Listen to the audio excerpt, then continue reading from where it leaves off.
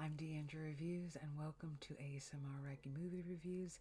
This edition is to Reiki away any apathy you feel towards yourself, towards the world, towards situations, and it's making you stuck and not moving into action, which is definitely a theme I found in Don't Look Up, out December 24th on Netflix. It is one of my favorite films of all times. It has been compared to Dr. Zhivago. It was one of the funniest films, and one where I laughed so hard and then I cried so hard. I have never cried so hard in my life at another film because I feel like my soul wept. My humanity cried. In part because this is a film about climate change, or rather, a comet, a planet killer, is headed towards Earth. And Adam McKay, who wrote the film, says that it was symbolic of climate change and how we're all living in this burning building, and nobody's thinking that maybe we should participate in making sure, in putting out the fire. We live in this building, right? You know, it's our home. But when you don't feel like you own the home, when you feel stuck in the home, when you feel like you don't have the life you wanted, it's very hard to defend it. And that's why I want to do this session on apathy. Check out deandraviewsitall.com for my written review. But this is a 7 chakra, feeling the good vibes, a 7 chakra wand with my selenite dagger to cleanse and purify you and kind of activate you. So if there's one thing that I felt, I got to see it with a bunch of press, and Leo DiCaprio, Meryl Streep were there, Jonah Hill, and they were all talking about kind of feeling like, how do you wake up people from their apathy? Why does no one care that the planet is not necessarily dying? We are. Like, the earth will continue, but it's like she can't house us anymore because we have reaped and taken away all her light and put in all our negativity. We have stripped her of her resources, of her abundance, while crying for our own prosperity.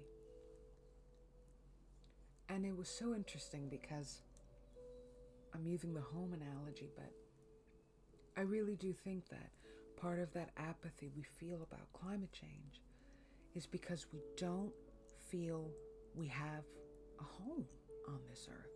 A lot of us don't even own houses. We don't feel like we live the lives that we wanted or planned, and we're so busy trying to figure out how that happened, how we can change it, that we don't realize the very home we live in is dying. It's kind of like we cry in our beds every night out of anxiety, out of overthinking, out of frustration, out of regret, and no one ever asks, what if one day I just don't have a bed? What if one day I have nowhere to lie down? Or it's kind of like so many of us cry about how alone we are. But we always have that friend that suddenly texts us to say, hey, how are you? What's up? And we take for granted their friendship because they may not be the friend we wanted. They may not be our best friend, but they're there. And maybe we're living in our ego and we are being ungrateful. Either way, we rely on them to kind of say, well, at least somebody's got my back.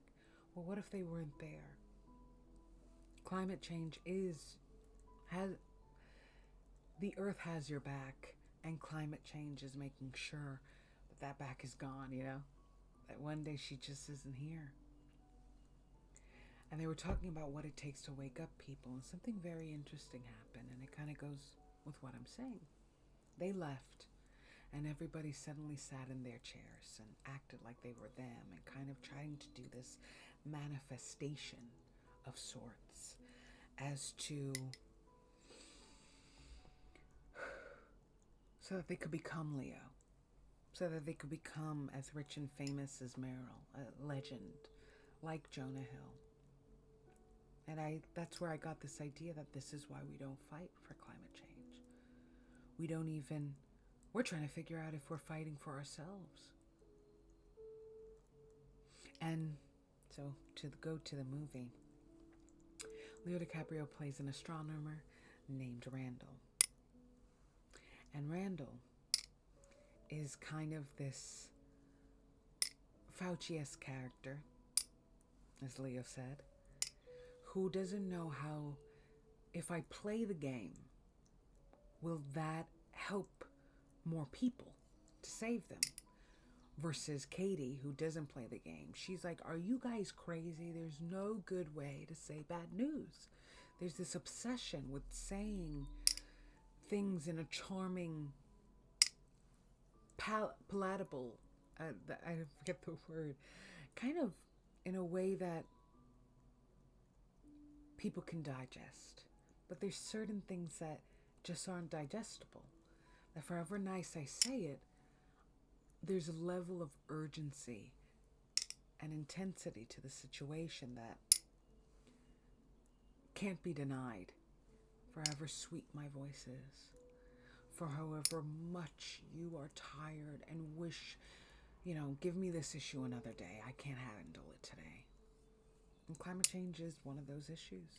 There's just no good way to say that animals are dying, that people are dying, that storms are raging in places that are. I mean, look at the tornadoes. It's just too much. And we all feel like we don't have enough for how too much the issues are coming. And that's the uphill battle that Randall faces. You think you don't love your life until one day a huge comet is coming to Earth and you see it going across the sky and everything is about to end. And you're like, maybe it wasn't that bad. Maybe I did have enough. Maybe I should have fought for the day I had so that tomorrow I could actually get better. I kept on thinking about Puerto Rico, Hurricane Maria, how it changed my life, how it changed my family, how it changed my people. I kept on thinking of how I was there in the massive earthquake that happened, and it happened right down Guayanilla where I'm from. And I kept on thinking of how when that earthquake hit, the only thing everybody thought to do was just run to their family. I went for my mom, I went for my screaming grandma who was crying, and we just held each other. Like, if this is the end, okay, we're going out together. And one of my neighbors, he had a stroke, and half his body was limp. And he had a son who had Down syndrome. And, lights went out, but for some reason, in his home, the lights didn't. He was like one of the only homes that had a little light on. And when I looked through that window, I saw him hugging his son. And even after the earth stopped quaking, they were still hugging. They hugged for a few minutes, everyone did.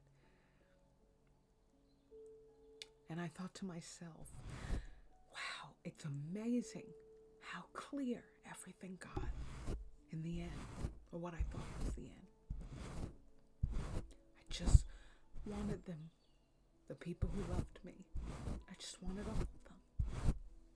And that's what you feel when you watch Don't Look. As everything gets worse and worse, politics come into play. Meryl Streep as President Orlin and her son, Jonah Hill, they are vicious and they totally embody the politics of today and kind of the new, how self-interest has seeped so badly into our politics that, and we see it, even today, that nobody can do the right thing unless it means making money. I mean, they delay and they avoid Katie, played by Jennifer Lawrence, who's so good. I mean, she's funny and she's bitter and she's jaded and she's all of us that want to wake the world up and just feel like, maybe, why am I trying to wake a world up that literally backhands me? They act like I'm the nightmare when I'm telling them they're living in it. And she's kind of clashes with President Orlin and Jonah Hill's character very funnily, because they just are so selfish, so self-absorbed. And Mark Rylance kind of plays this Mark Zuckerberg, Jeff Bezos type character, that the only reason they become interested in destroying this planet killer comet is A, for money, and B, because the elections are coming up, and what better way to get reelected than by saying you're going to save the world.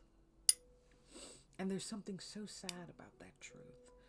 Adam McKay wrote this movie just before the pandemic, and now it feels even more pertinent. And I remember watching the film being like, this is too real. Like, I'm laughing out loud, but it's too real. And then there's these beautiful interspersed scenes of families loving each other, nature, and the beauty of this world that we toss as given because we just expect it to be there. And then a hurricane hits, an earthquake, a tornado. And even then, though, it devastates us. And for a few weeks we get coverage and we just have to work to rebuild our lives. It's like it becomes another little spoke on the hamster wheel. How do we get off the hamster wheel? God, that's hard. That is just so hard. Because it requires self-love. It requires removing apathy, which is what I'm trying to do right now. It requires a level of awakening that most of us try to avoid, I think. I don't know if you check out my Matrix Resurrections review, I talk about that. That is a review / Reiki dedicated to escaping the Matrix. This is kind of escaping apathy, which will help you escape your Matrix. But I was thinking, a lot of us were aware of what we're lacking. We're aware of what we want, but we're not aware of what we have and how what we have can help us gain. Being grateful for your life. Here's some peach moonstone and some aquamarine, just trying to calm you and motivate you into gratitude. Being grateful for your life doesn't unmotivate you to reaching for what you want. On the contrary, it motivates you to go for it because you become thankful for what you have and you just want more of it. And you realize what you have is love. And in order to love your life, you have to make yourself more lovable to yourself. And that motivates you, that gives you ambition, that gives you goals, that gives you start getting determined, you start scheduling, you start looking up, about the world, you start becoming altruistic, compassionate. And the juxtaposition between Leo DiCaprio's Randall and Jennifer Lawrence's Katie and, Mark Ryland's character, Meryl Streep's character, Jonah Hill's character is just so apparent. Because these are people who only care about themselves, that pray for material things, that have material things and just want more. There's like a embedded emptiness to them. Whereas Randall and Katie just get lost. They're so focused on what they have, but they feel lost because no one else is. And then it's like when someone says, why are you thankful? Or why are you happy? You don't see the sky is gray? But you're like, but the sun is behind that gray cloud. You have to know that, right? The sun never goes away. It's still there. And if you close your eyes and envision it, you might even feel it. I love that message. And it just feels like this film is kind of saying, if we don't wake up to the people putting us asleep, to our leaders, to even our neighbors that just don't want this world to get better because it doesn't benefit them or they don't feel it can, we're going to lose. That little that you feel you have is still something and you're about to lose it. Via climate change, be a bad politics. I mean, it's insane. I mean, the whole movie is so intense. It's a constant back and forth. Like, will we save the day? No. Will we save the day? No. Will we save the day? No. And it just got me so scared. So scared that we won't. That we really might let ourselves die. God, what a weird Reiki session. Reiki's always about positivity. But again, certain things, bad news is bad news. And you have to find balance in accepting and receiving it. There's no good way to say death is among us. Death is coming. But there is a good way to reach out for life. There's a good way to believe in life. And that comes by believing in you. You wouldn't be so apathetic if you believed in you. You wouldn't be so apathetic if you believed you can save yourself.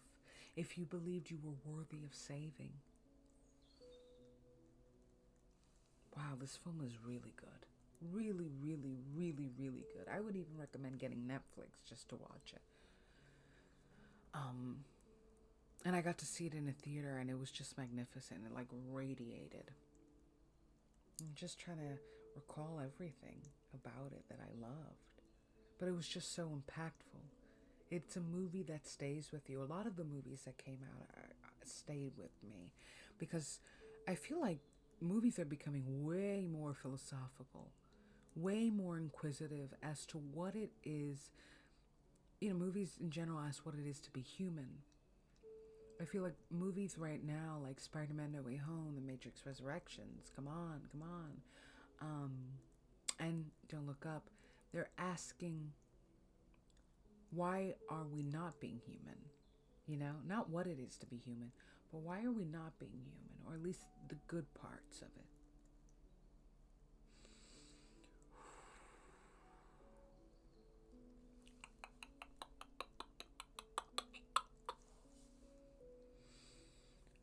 I hope you wake up from your apathy.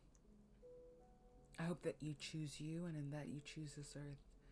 I hope that after this Reiki session you look up climate change and maybe donate or even become the cause, you know, fight for it. But don't be scared at what you learn, because it'll be dark, it will be terrifying, and you will feel hopeless. But at the same time, knowledge can make you feel hopeless, but wisdom can teach you to hope. Turn your knowledge into wisdom by realizing that loving yourself and loving this world, even if you lose, that makes you a winner, because you were on the right side, you were on the good side, you were on your side. You felt love and you went out in it. And like that man who hugged his son during the earthquake, like me that hugged my family, at the end of the day, we just chose love. That's all that mattered. That's all that matters. Just choose it. Just choose love. And it'll be worth it, trust me. Because I ended what I thought, when I thought it was my end, I just ended in the arms of the people I love. And that's how we should go out, right? I hope you love yourself.